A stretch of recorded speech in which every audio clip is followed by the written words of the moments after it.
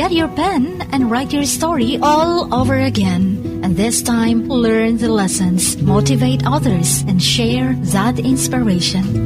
Dear Max FM with DJ Chini. Dear Max FM, itago niyo na lang ako sa pangalang Manang Ludi. Ang kwento kong ito, Chin, ay patunay lang na ang buhay hindi pala ganun kadali. Lumaki ako sa isang mahirap na pamilya, kung saan ang pagkain sa mesa ay isang luho na.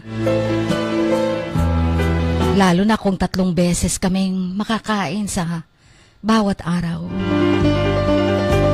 Pero mabibilang lang ang mga araw na yon. Madalas, 1 beses lang kung makakain. Minsan, saging. Minsan, kamote. Minsan pa nga, magtitira pa ng kamote para may pangtawid gutom lang sa gabi. Ang aking mga magulang, nagtatrabaho nun sa isang sakahan na hindi naman sa amin ang lupa. Pero hindi sapat ang kanilang kinikita, Chin, upang matustusan ang mga pangangailangan naming magkakapatid. Bilang panganay, naging responsibilidad ko ang tumulong sa pamilya.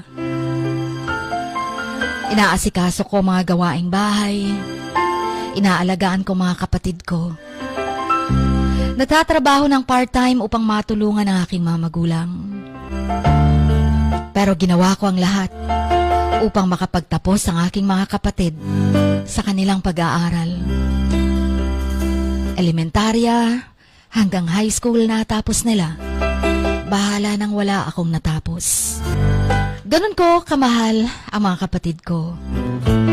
Ang buhay ko ay parang isang serye ba ng sakripisyo at paghihirap. Kung kaya't hindi ako nakapag-asawa. Pero mga kapatid ko ay nauna nang nagkaroon ng sarili nilang pamilya. Ni hindi man lang nakatulong sa mga magulang namin. Pinagtapos ko sila ng pag-aaral, pero ni isa sa kanila, walang lumingon para tulungan ang mga magulang ko. Disappointed man ako, pero may isang bagay na nagbigay sa akin ng pag-asa at layunin. Yun ang aking pamangkin na si John. Tawagin na lang natin siyang Johan. Si Johan, maliit pa lang, naging ulilang lubos na. Ang kapatid kong lalaki, na tatay niya, namatay ng maaga, na disgrasya kasama ang asawa. Naiwan nila si Johan na wala pang 1 taong gulang. Kinuha ko siya. Nagboluntaryo akong alagaan siya. Ginawa kong lahat upang mabigyan siya ng magandang kinabukasan. Itinuring ko siyang parang akin, parang anak ko. Kung kaya't nagtrabaho ko ng husto, nag-ipon ng pera, tinustusan ko ang pag-aaral ni Johan. Sobrang mahal na mahal ako ni Johan. Itinuring din niya akong isang nanay niya. Si Johan ay isang matalinong bata. Kung kaya sinikap kong mag-ipon para sa kanyang pag-aaral. Nagtapos siya ng elementarya. Walang naging problema. Nag-high school, na i-provide ko ang lahat ng pangangailangan niya. Hanggang sa napagtapos ko siya ng kolehiyo, Chin. Naging doble ang paghihirap. Pero sinikap ko, maitaguyod lahat. Makapagtapos lang siya. Umiikot ang mundo ko kay Johan. Dahil wala namang pinagkaiba. Hindi man siya lumabas sa akin. Dahil ulilang lubos na siya, ako lang ang tinuturing niyang kaisa-isang nagmamahal sa kanyang ina. Hanggang isang araw, Nagtapos si Johan sa kolehiyo. Lumipas pa ang mga buwan, nakapagtrabaho siya. Nagkaroon ng stable job hanggang naging regular siya sa kanyang pinagtatrabahuan. Noong umpisa, sobrang halos weekly, andun siya sa akin, doon siya natutulog, kumakain. Hindi ako humingi ng pera, Chin, pero nag-aabot siya. Pang groceries, ganyan, ganito. Sobra kong pasasalamat. Pero, mahigit 1 taon siyang nagtatrabaho ng biglang nagbago si Johan. Biglang hindi na niya ako naalala. Lumipas pa ang mga taon, halos hindi niya na ako madalaw sa amin. Nagkaroon siya ng girlfriend, nagkaroon ng mga barkada. Sa 1 taon, siguro 2 beses niya lang ako makausap. Mapuntahan sa bahay. Pero hindi na siya nakakatulog doon. Until one day, pinagdiriwang ko ang birthday ko, Chin. Tinawagan ko si Johan upang bumisita naman sa akin. Pero hindi ko sinabi kung natatandaan niya ba na birthday ko. Yung sagot niya hindi ko inaasahan. Akala ko kasi busy lang siya. Akala ko kasi dumami ng trabaho niya, may sarili na siyang mundo at naiintindihan ko. Pero yung sasagutin niya ako ng masyado na daw siyang busy, may meeting siya, huwag ko na daw siyang istorbohin.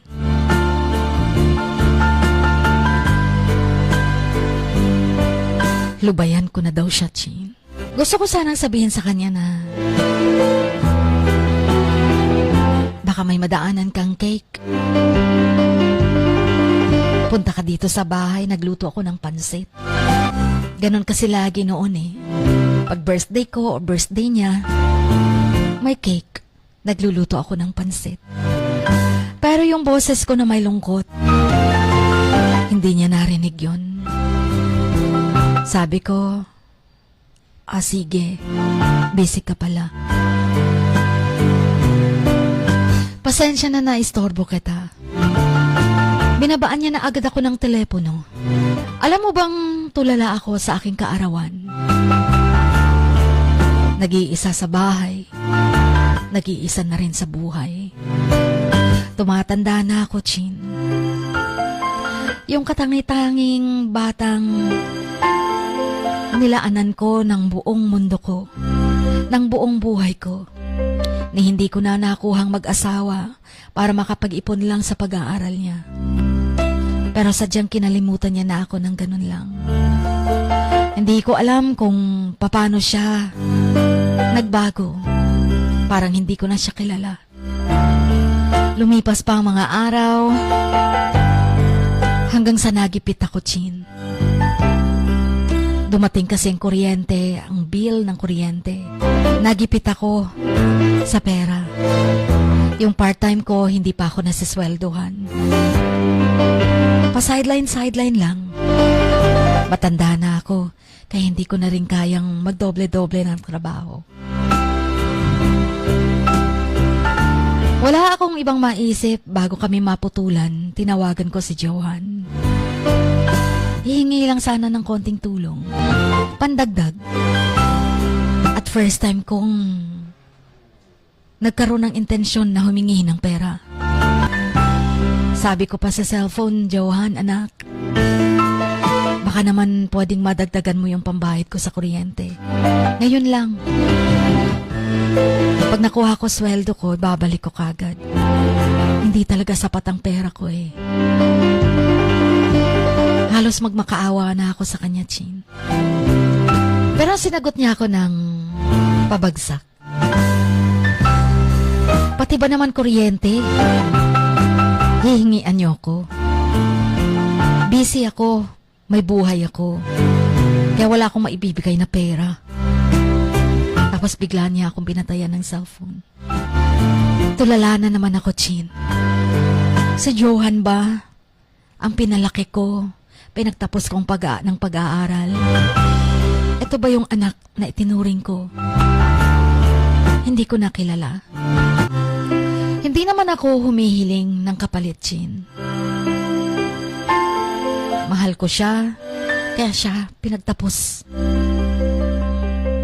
Inalagaan ko siya inaruga. Dahil ulilang lubos, inako ko siya na parang anak ko. Hindi ko alam kung anong nagawa ko sa kanya upang siya'y magbago. Ganun na lang ang treatment niya sa akin.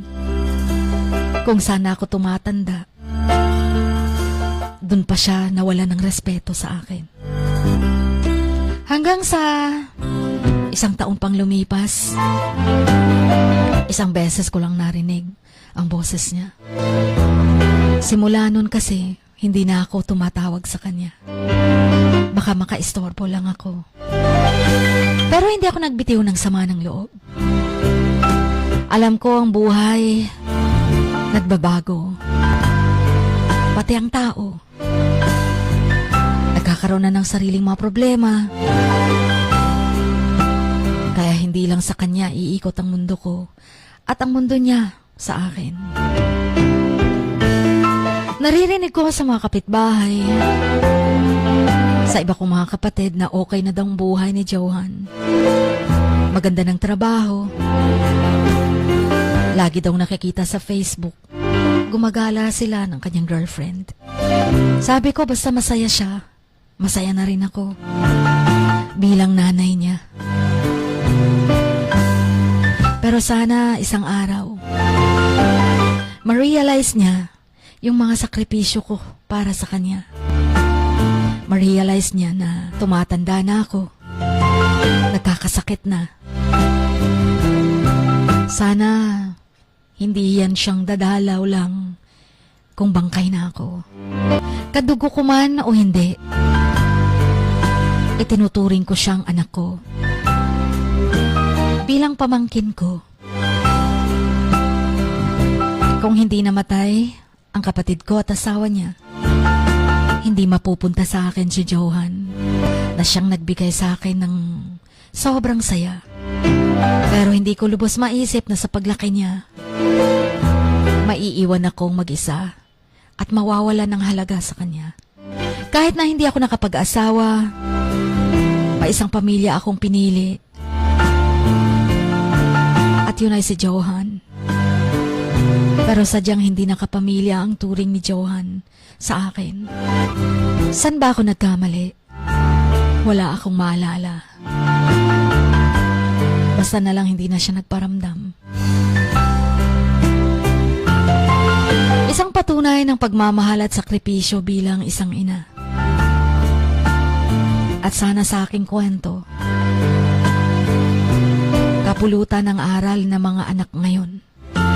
Sana'y maunawaan nila ang halaga ng pamilya at pagmamahal. Sana'y hindi sila uuwi at bibisita na lamang kung ang mahal nila sa buhay ay bangkay na. Sa ngayon, Chin, mag-isa ako. Madalas nakikinig lang ako ng radyo.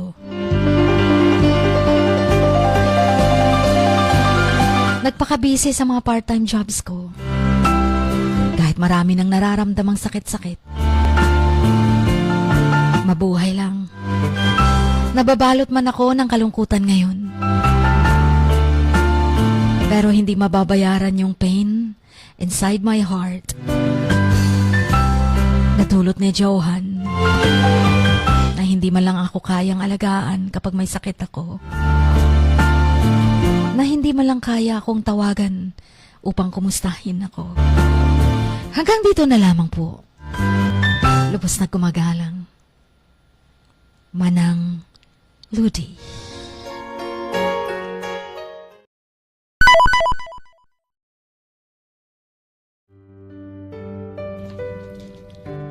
Sa bawat pagluha mo, may nakatagong kwento.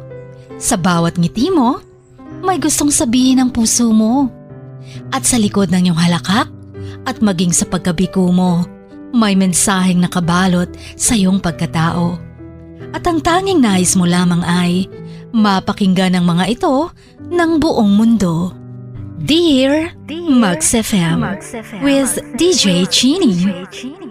Life has got all those twists and turns. Stand up for what you believe in. What lies behind you and what lies in front of you pales in comparison to what lies inside of you. Dear Max FM with DJ Chini. Sabi nga nila, ang pagsusulat kapag masyado mong diniinan hanggang sa susunod na pahina ay nagmamarka. Katulad ng pagmamahal, kapag masyado mong ibinigay ang lahat, yung sakit na gawa ng nakaraan, dala pa rin hanggang kasalukuyan. Dear Max FM, you own your story and you are the author of your own book of life. Don't let others write your script, but let others hear your story and make them inspired. Kaya sumulat na, maging bahagi ng aming programa, Dear Max FM with DJ Chini, tuwing Lunes hanggang Biyernes, 1:00 hanggang 3:00 ng hapon sa Max News FM, Sock Sargent. Love, life, and lessons from the past, only at Dear Max FM with DJ Chini.